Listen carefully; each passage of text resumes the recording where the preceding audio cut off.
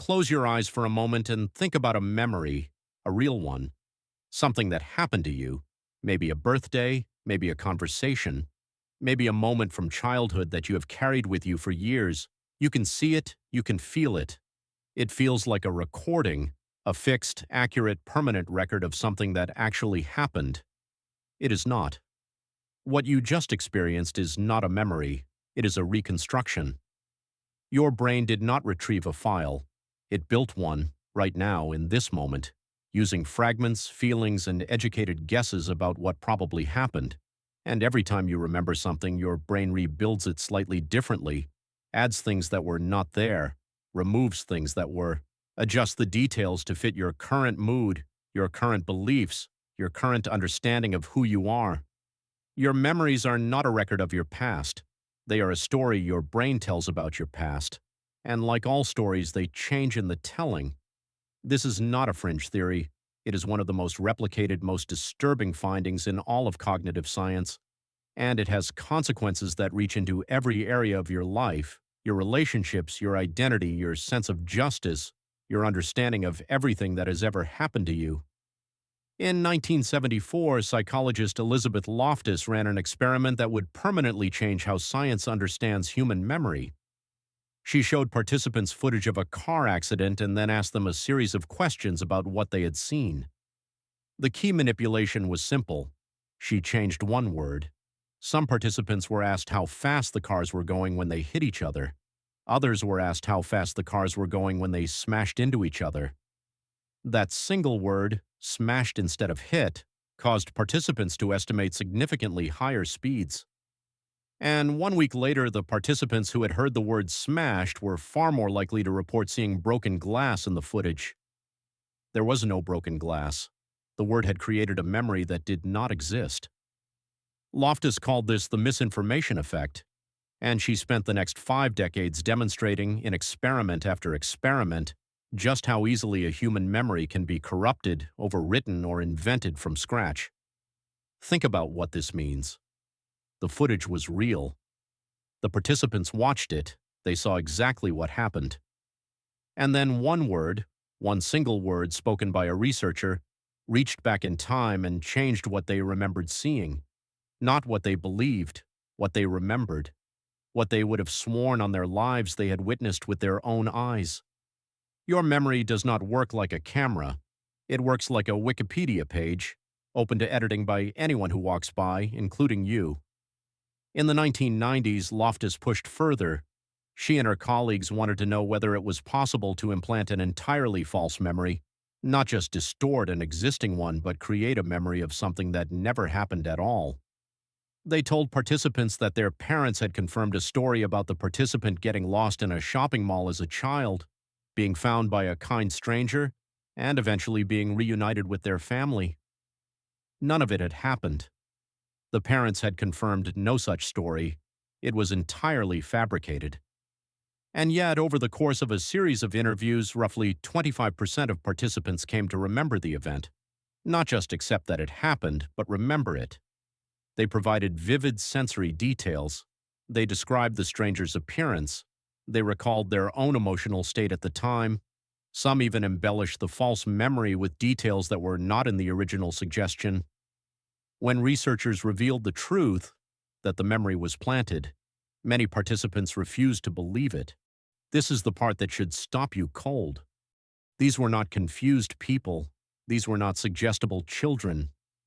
These were adults, carefully interviewed, who developed detailed, confident memories of events that had never occurred, and then defended those memories even after being told they were false.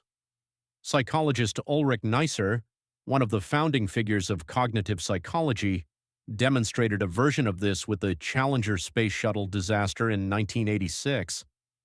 The morning after the explosion, he asked his students to write down exactly where they were when they heard the news, what they were doing, and how they felt. He collected these accounts and stored them. 2.5 years later, he asked the same students the same questions. The answers were dramatically different. Not just vague or slightly off, dramatically, specifically wrong. One student was so certain of her new account that when Neisser showed her the written description she had given the morning after the disaster, she said, I know that's what I wrote, but I just don't remember it that way. She was staring at her own handwriting. She did not believe it. Psychologists call these flashbulb memories vivid, emotionally charged memories of exactly where you were when something significant happened. They feel more reliable than ordinary memories. They feel permanent. The research shows they are not. They are just as susceptible to distortion, sometimes more so, because the emotional charge actually accelerates the process of reconstruction and embellishment. Your brain does not preserve memories more carefully when they matter more. It reconstructs them more elaborately. And here is where it gets personal. Because this is not just about experiments and car crash footage in shopping malls. This is about every significant memory you have, every argument you remember clearly, every time someone wronged you, every moment of triumph or shame or heartbreak that you carry as part of your personal history. Research by Michael Ross and Fiore Saccoli at the University of Waterloo found that married couples consistently overestimated their own contributions to shared household tasks, both partners claiming they did more of the work than the other gave them credit for. This was not lying. When pressed, both partners could recall specific examples that supported their view. Their memories genuinely reflected a reality that could not be true for both of them simultaneously. The same event, the same shared life, and two completely different remembered histories. You and the people you love are living in parallel memory universes. You are each the hero of your own accurately felt but selectively distorted account of your shared past. Every disagreement about what really happened, who said what, who started it, how it actually went, is happening between two people who are each sincerely certain they are right. Because their memories feel real. Because memories always feel real. This is one of the reasons eyewitness testimony is so dangerous. For most of the 20th century, juries treated eyewitness identification as some of the most reliable evidence available. Someone who was there, who looked a perpetrator in the eye, who could point to them in a courtroom and say with absolute certainty, "That is the person." That testimony was often enough to convict. Research has since shown that eyewitness misidentification is the leading contributing factor in wrongful convictions. Of cases later overturned by DNA evidence, roughly 70% had involved eyewitness testimony. People who were there, people who were certain, people whose memories of the event felt as vivid and real as anything they had ever experienced, and who were wrong. Elizabeth Loftus testified in hundreds of criminal cases over her career, trying to explain what juries found almost impossible to believe, that a witness who is completely, sincerely, emotionally certain of what they saw can be completely, sincerely, factually wrong. So why does this happen? What is actually going on inside your brain when you remember something? The process is called reconsolidation. Every time you retrieve a memory, you do not simply play it back. You reactivate the neural networks that encoded it, and in doing so, you make it temporarily malleable, editable, open to modification. Whatever is happening in your environment at the moment of retrieval can make its way into the memory as it reconsolidates. New information gets woven in. Emotional tone shifts. Details adjust to fit the narrative your brain is currently constructing about who you are and what your life means. This is not a bug. It is a feature. Your memory system was not designed to be a perfect archive. It was designed to be useful. An organism that can update its memories with new information, that can integrate the past with the present to make better predictions about the future, that organism survives. A perfect archive that never updates, that treats every memory as fixed and inviolable regardless of what new evidence arrives, would be far less useful.